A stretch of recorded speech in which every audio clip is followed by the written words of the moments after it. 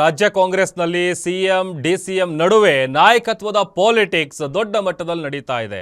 Power sharing ವಿಚಾರಕ್ಕೆ DCM DKShi ಪಟ್ಟು ಹಿಡಿದಿದ್ದಾರೆ. ಕೊಟ್ಟ ಮಾತನ್ನ ಉಳಿಸ್ಕೊಳ್ಳಿ. ಮೊನ್ನೆ ಅಷ್ಟೇ ಪವರ್ ಶೇರಿಂಗ್ ವಿಚಾರವಾಗಿ ಫಾರ್ ದ ಫಸ್ಟ್ ಟೈಮ್ ಮೌನ ಮುರಿದು ಮಾತನಾಡಿದ್ರು. ಒಪ್ಪಂದ ಆಗಿದೆ, ಹೈಕಮಾಂಡ್ ಕೂಡ ಒಂದು ಒಪ್ಪಂದಕ್ಕೆ ತಂದಿದೆ ಅನ್ನುವಂಥ ವಿಚಾರ ಹೇಳಿದ್ರು. ಈ ಒಂದು ಪವರ್ ಶೇರಿಂಗ್ ಪಾಲಿಟಿಕ್ಸ್ ದೊಡ್ಡ ಮಟ್ಟದಲ್ಲಿ ನಡೀತಾ ಇದೆ ರಾಜ್ಯ ಕಾಂಗ್ರೆಸ್ನಲ್ಲಿ.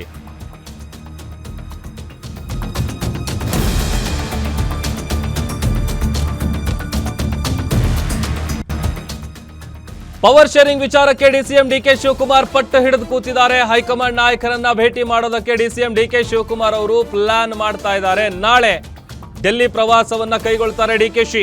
ಅದಕ್ಕೂ ಮುನ್ನ ಎಐಸಿಸಿ ಅಧ್ಯಕ್ಷರ ಭೇಟಿಗೆ ಮುಂದಾಗ್ತಾ ಇದ್ದಾರೆ ಡಿಕೆ ಶಿವಕುಮಾರ್. ಮಂಡ್ಯ ಕಾರ್ಯಕ್ರಮದ ಬಳಿಕ ಬೆಂಗಳೂರಿಗೆ ಡಿಕೆ ಶಿವಕುಮಾರ್ ವಾಪಸ್ ಇವತ್ತು ಸಂಜೆ ಬೆಂಗಳೂರಿಗೆ ಆಗಮಿಸ್ತಾ ಇದ್ದಾರೆ ಎಐಸಿಸಿ ಅಧ್ಯಕ್ಷರು. ಇವತ್ತು ರಾತ್ರಿ ಅಥವಾ ನಾಳೆ ಬೆಳಿಗ್ಗೆ ಮಲ್ಲಿಕಾರ್ಜುನ್ ಖರ್ಗೆ ಅವರನ್ನ ಭೇಟಿ ಮಾಡುವಂತ ಸಾಧ್ಯತೆ ಇದೆ. ಮಲ್ಲಿಕಾರ್ಜುನ್ ಖರ್ಗೆಯನ್ನ ಭೇಟಿಯಾಗಿ ಚರ್ಚೆಯನ್ನು ನಡೆಸ್ತಾರೆ ಡಿಸಿಎಂ ಡಿಕೆ ಶಿವಕುಮಾರ್.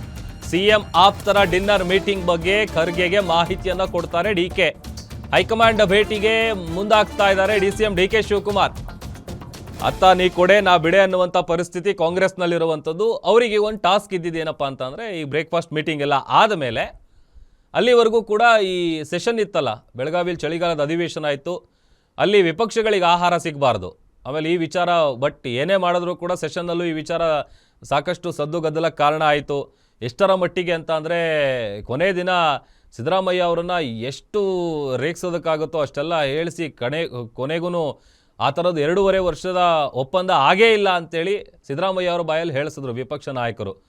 ಅದಾದಮೇಲೆ ಅದಕ್ಕೆ ಕೌಂಟರ್ ಕೊಡುವಂಥ ರೀತಿಯಲ್ಲಿ ಡಿಸಿಎಂ ಡಿಕೆ ಶಿವಕುಮಾರ್ ಅವರು ಒಂದು ಹೇಳಿಕೆ ಕೊಡ್ತಾರೆ. ಒಂದು ಸ್ಫೋಟಕ ಹೇಳಿಕೆ ಅದು ಪವರ್ ಶೇರಿಂಗ್ ವಿಚಾರಕ್ಕೆ ಸಂಬಂಧಪಟ್ಟಂತೆ. ನನ್ನ ಹಾಗೂ ಸಿಎಂ ನಡುವೆ ಒಪ್ಪಂದ ಆಗಿದೆ, ಹೈಕಮಾಂಡ್ ಕೂಡ ಈ ವಿಚಾರವಾಗಿ ಒಪ್ಪಂದಕ್ಕೆ ಬಂದಿದೆ. ಹೀಗಾಗಿ ರಾಜ್ಯ ಕಾಂಗ್ರೆಸ್ನಲ್ಲಿ ಈ ಪವರ್ ಶೇರಿಂಗ್ ವಿಚಾರ ಎಲ್ಲಿಗೆ ಬಂದು ನಿಲ್ಲುತ್ತೆ ಅನ್ನುವಂಥ ಕುತೂಹಲ ಜಾಸ್ತಿ ಆಗಿದೆ. ಮತ್ತಷ್ಟು ಡೀಟೇಲ್ಸ್ ಕೊಡ್ತಾರೆ ನಮ್ಮ ಪೊಲಿಟಿಕಲ್ ರಿಪೋರ್ಟರ್ ದುರ್ಗೇಶ್ ದೂರವಾಣಿ ಸಂಪರ್ಕದಲ್ಲಿ ಜಾಯ್ನ್ ಆಗಿದ್ದಾರೆ. ದುರ್ಗೇಶ್, ರಾಜ್ಯ ಕಾಂಗ್ರೆಸ್ನಲ್ಲಿ ನಡೀತಾ ಇರುವಂತಹ ಈ ಕುರ್ಚಿ ಕದನದ ವಿಚಾರ, ಪವರ್ ಶೇರಿಂಗ್ ವಿಚಾರವಾಗಿ ಪಟ್ಟು ಹಿಡಿದು ಕೂತಿದ್ದಾರೆ ಡಿಸಿಎಂ ಡಿಕೆ ಶಿವಕುಮಾರ್ ಅವರು. ಒಂದಷ್ಟು ಪ್ಲಾನ್ಗಳು ನಡೀತಾ ಇದೆ ಅಂತ ಹೇಳಿ ಗೊತ್ತಾಗ್ತಾ ಇದೆ. ಏನದು ಪ್ಲಾನ್ಗಳು?